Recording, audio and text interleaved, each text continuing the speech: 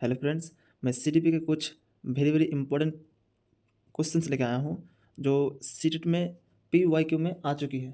ये सारे प्रश्नों फिर से मैं अभी कराने जा रहा हूँ। ठीक है, चलो स्टार्ट करते हैं। किस मनोवैज्ञानिक के अनुसार विकास एक सतत और धीमा प्रक्रिया है? किस वैज्ञानिक के? ये उत्तर होगा स्किनर, यानी सी। क्या होगा? स्किनर। चलो ठीक है, अगला प्रश्न। व्यक्तित्व विकास की अवस्था है, ये कौन सा होगा? ये होगा अधिगम एवं वृद्धि। क्या होगा? अधिगम एवं वृद्धि। ठीक है, अगला प्रश्न। विकास में वृद्धि से तात्पर्य क्या होगा? पहला ऑप्शन है ज्ञान में वृद्धि, दूसरा है संवेग में वृद्धि, तीसरा है वजन में वृद्धि और चौथा है आकार सोच समझ कौशल में वृद्धि। कौन सा उत्तर होगा? ये होगा ऑप्शन डी, आकार सोच समझ कौशल में वृद्धि। ठीक है, अगला प्रश्न। तनाव और क्रोध की अवस्था है, क्या है अवस्था? तनाव और क्रोध की अवस्था क्या है? क्या अवस्था है? किस समय बच्चों क्रोध करता है? किस समय? बाल्यावस्था, शैशवावस्था, किशोरावस्था या वृद्धावस्था? कौन सी अवस्था होगा? या किशोरावस्था। उत्तर कौन सा होगा? सी, किशोरावस्था। याद रखना। ठीक है, ये जो अभी जो किया ना, तनाव और क्रोध की अवस्था, ये याद रखना, वेरी वेरी इंपॉर्टेंट है, आ सकती है एग्जाम में। ठीक है ना, याद रखना। कौन सा होगा? किशोरावस्था। सही। अगला प्रश्न। बालक का विकास परिणाम है, क्या है? परिणाम क्या है? कौन सा उत्तर होगा? ये होगा सी, वंशानुक्रम व वातावरण की अंतक्रिया का। क्या है? वंशानुक्रम व वातावरण की अंतक्रिया का। ठीक, अगला प्रश्न। शारीरिक विकास का क्षेत्र क्या है? शारीरिक विकास का क्षेत्र क्या है?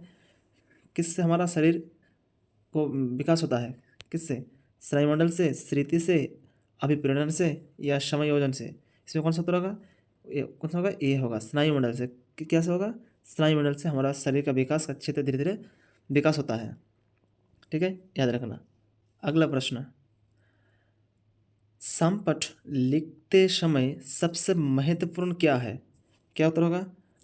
संपट लिखने समय सबसे महत्वपूर्ण क्या है? अच्छी लिखावट, लेखन में स्पष्टता, बड़े अक्षरों में लिखना, छोटे अक्षरों में लिखना। क्या होगा? ये ऑप्शन ए होगा, अच्छी लिखावट, अच्छी लिखना, अच्छी लिखना। ठीक है, अगला प्रश्न। शरीर के आकार में वृद्धि होता है, क्यों होता है? ये कौन सा होगा? ये होगा ऑप्शन ए, शारीरिक और गत्यात्मक विकास। ठीक है, याद रखना। अगला प्रश्न।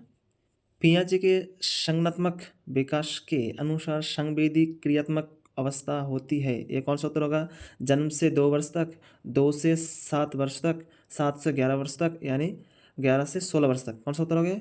ये होगा पियाजे के संज्ञानात्मक विकास के अनुसार संवेदी क्रियाक्रम अवस्था होता है। किस क्या होगा? ये होगा ऑप्शन ए, जन्म से, यानी 0 से लेकर 2 वर्ष, 0 से लेकर 2 वर्ष, 2 वर्ष। ठीक है, याद रखना। अगला प्रश्न। निम्न में से कौन सा कथन सत्य है? 4 ऑप्शन है, ये चारों ऑप्शन में तुम बोलना है कौन सा ऑप्शन या कौन कौन सा उत्तर सही है। ठीक है, चलो पहला ऑप्शन पढ़ते हैं। लड़के अधिक बुद्धिमान होते हैं, ये तो कभी नहीं होगा, क्योंकि लड़की अभी बुद्धिमान होता है। अभी तो मेरा सबसे सर्वोच्च पद जो है ना, राष्ट्रपति, वो तो महिला बैठी है, ये तो नहीं होगा। लड़कियां अधिक बुद्धिमान होती है, ये भी नहीं होगा, क्योंकि लड़के बहुत बड़े जो बड़े बड़े ऑफिसर है, बड़े बड़े मंत्री है, वो लड़का भी है। बुद्धि का लिंग से संबंध नहीं है। और डी क्या बोल रहा है? सामान्यतः लड़के लड़कियों से अधिक बुद्धिमान होते हैं, लड़के लड़कियों से, ये तो नहीं होगा।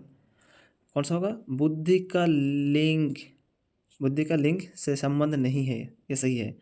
बुद्धि का लिंग संबंध किसी से नहीं है और लिंग से नहीं है। ठीक है, ऑप्शन सी होगा। क्या होगा? Option C. अगला प्रश्न। परामर्श का उद्देश्य क्या है? परामर्श का उद्देश्य क्या है? चलो ऑप्शन पढ़ा जाए। बच्चे का समझना, बच्चों की कमियों के कारण पता करना, बच्चे की समायोजन में सहायता करना या उपरोक्त सभी। परामर्श का उद्देश्य क्या है? बच्चे का समझना, ये तो होगा। बच्चे की कमियों के कारण पता करना, ये भी सही है।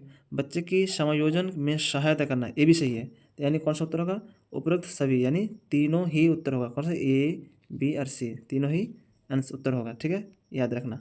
अगला प्रश्न, बच्चों में नैतिकता की स्थापना के लिए सर्वोत्तम मार्ग क्या है? सर्वोत्तम मार्ग क्या है? चलो, उनके धार्मिक पुस्तक पढ़ना, शिक्षक का आदर्श रूप में व्यवहार करना, उनका मूल्य शिक्षा पर मूल्यांकन करना, उन्हें प्रातःकालीन सभा में उपदेश देना। कौन सा होगा?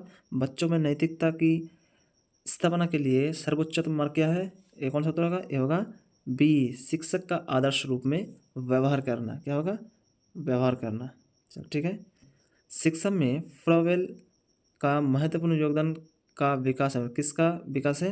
ये होगा किंडर गार्डन, यानी ऑप्शन सी, किंडर गार्डन। अगला प्रश्न, एक अच्छा अध्यापक विद्यार्थियों के मध्य बढ़ावा देता है। एक अच्छा जो अध्यापक होता है विद्यार्थियों को किस मध्य से बढ़ावा देता है? प्रतियोगिता की भावना, प्रतियोगिता की भावना का, सहयोग की भावना का, प्रतिद्वंदिता की भावना का, या तटस्थता की भावना? ये कौन सा उत्तर होगा? ये होगा सहयोग की भावना का, सहयोग। ठीक है, ये होगा ऑप्शन बी, सहयोग का भावना। अगला प्रश्न, शिक्षक का अति महत्वपूर्ण उद्देश्य क्या है? शिक्षक का अति महत्वपूर्ण उद्देश्य क्या है? कौन सा उत्तर होगा? आजीविका कमाना, बच्चे का सर्वांगीण विकास, पढ़ना एवं लिखना सीखना, बौद्धिक विकास। शिक्षक का अति महत्वपूर्ण उद्देश्य क्या है? क्या है? एक कदापि नहीं होगा आजीवन कमाना, बच्चे का सर्वांगीण विकास, पढ़ना एवं लिखना और सीखना, ये तो कभी नहीं होगा। बौद्धिक विकास भी कभी नहीं होगा। क्या होगा? बच्चे का सर्वांगीण विकास। वो चाहता सबसे ज़्यादा चाहता क्या? बच्चे ज़्यादा से ज़्यादा विकास करें। ठीक है, तो शिक्षक का अति महत्वपूर्ण उद्देश्य क्या है? बच्चे का सर्वांगीण विकास। ठीक है, चलो फिर से मुलाकात होगी दूसरे क्लास में। Thank you so much.